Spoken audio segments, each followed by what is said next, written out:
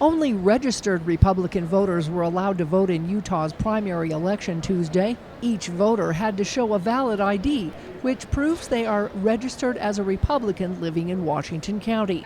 And that's something voters like. Because you have to show an ID. Period.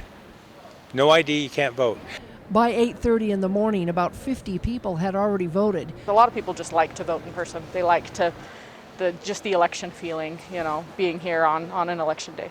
Voters were here to cast their ballots in person for the candidates they'd like to see advance to the general election in November. I think it's important as U.S. citizens to cast votes and to be informed voters. And so we did our homework and we made sure that we felt good about who we were voting for. We have a senator, a representative, and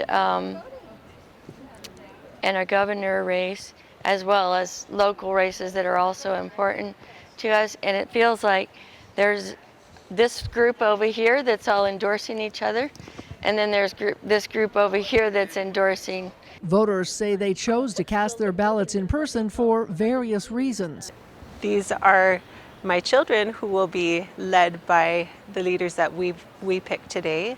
And then hopefully they will grow up and remember this experience and be able to go and vote for their leaders. So I make it a point to vote whenever there is an election. I can't think of many that I've missed. So I just feel like it's, I don't know if it's part of my duty, but I feel like it's an opportunity for me to vote for things that I feel are important and people who I think would do a good job. So the Coxes, who own 2 homes, had to drive 165 miles to cast their ballots in person because ballots cannot be forwarded.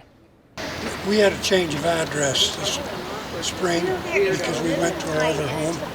So when they mailed the ballot out to our address here, and we didn't get it because it had to be forwarded.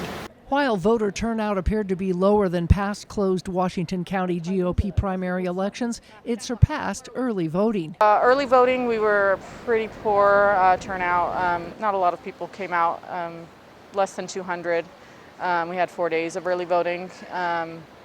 For a primary, in-person voting is maybe a little bit less than we've seen in past years.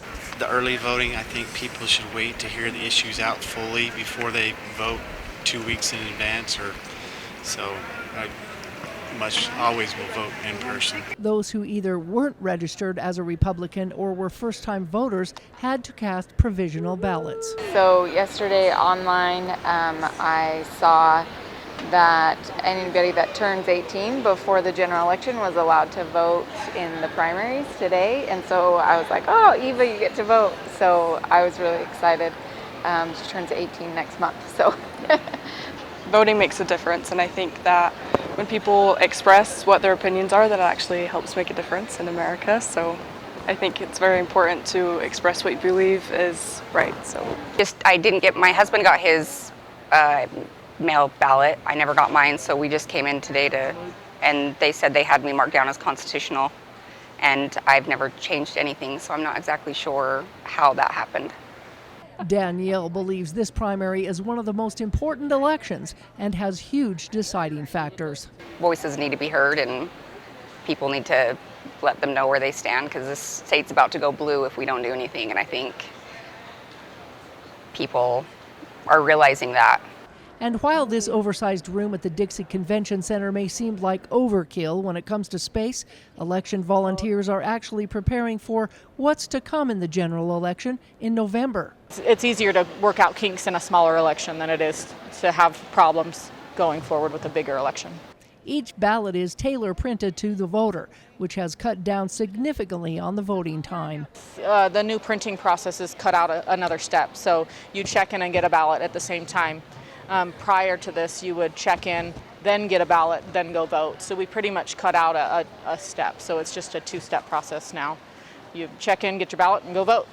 Goff said if someone was to try and vote twice, it would be considered election fraud. Only the ballots that we print here are able to run through those machines. The ballots that were mailed to our homes, and even these provisional ballots, they have a different marking on them that won't allow them to go through that process. Unofficial results could be reported through Utah's state election site by later tonight or early tomorrow morning. In Washington County, Melissa Anderson, Community Education News.